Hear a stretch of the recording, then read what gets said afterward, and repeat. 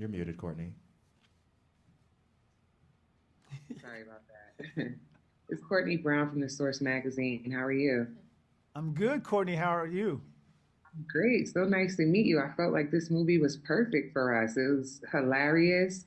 It made me cry. It had so many different elements. I just wanted to let you know I Awesome. loved it.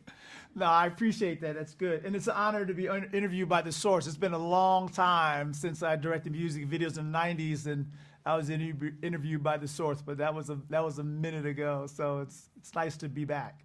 Well, it's definitely classic and brought you to where you are now. So Mm. it's an honor to speak with you. So I want to get right into it. So the one thing I noticed, like which I mentioned, which it was like I wanted to laugh and cry at the same time. I wanted to know about how you balance comedy and drama with the cast, like Mike and Andrew and George.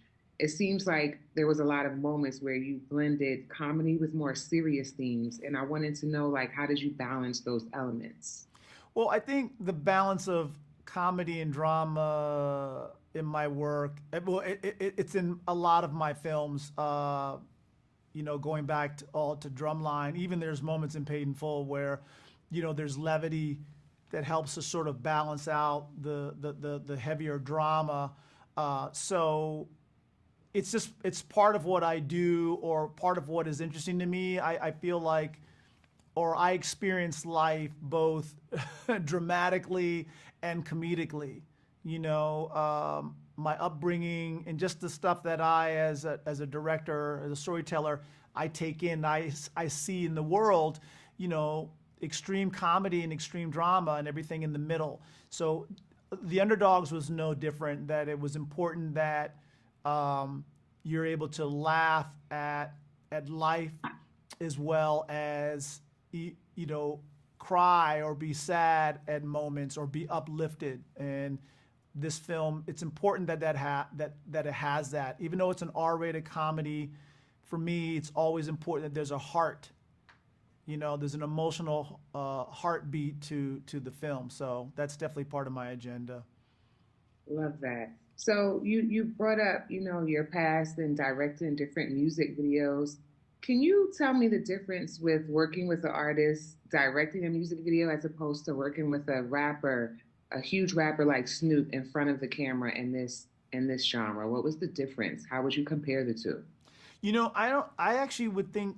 I want to say, in one respect, that there's no difference between directing, say, a musical artist for a music video versus an actor in narrative, or in the case of Snoop Dogg, who's done a good amount of acting anyway. So I consider him an actor, but him coming from the musical artist realm, you know, each artist, whether musical or acting, they are grounded in what they do, and the truth of what is it they perform versus the truth of what it is that they perform via acting, it's the same thing.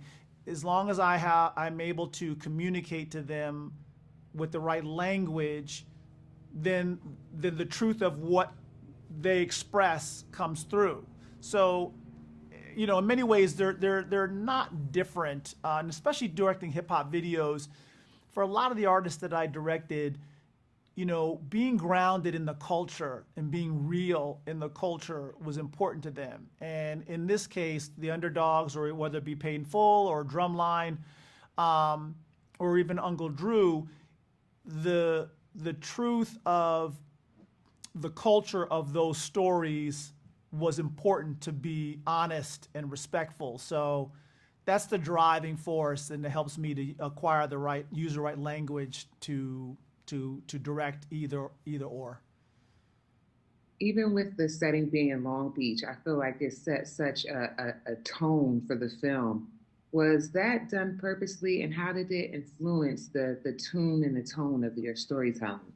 Of shooting in Long Beach, you mean of it being in Long Beach? Yes. Well, I mean, it's again, like any movies that I do, the world upon which the story takes place is important that I portray that as honestly as possible and getting certain details.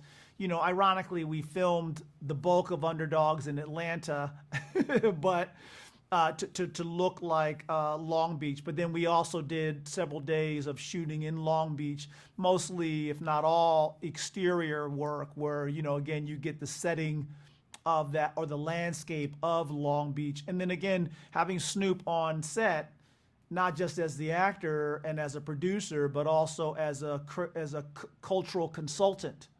So that helped us to keep it real, as they say, or used to Right, say, right. as they used to say back in the Right, as day. they used to say. Word. I love the Pee-wees and, working with the unruly kids. How did you approach directing such a young group of kids so that they, reflected the part and set the tone for the story that you wanted them to tell?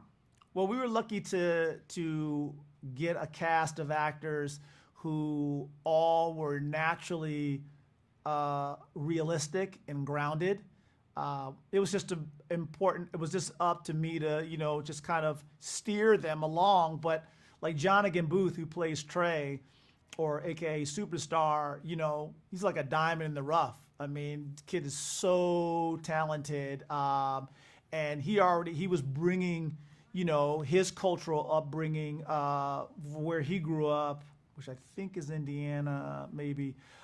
He brought that to the plate. So all the actors, the kids, had a grounding that helped me to do what I need to do in order to realize the story.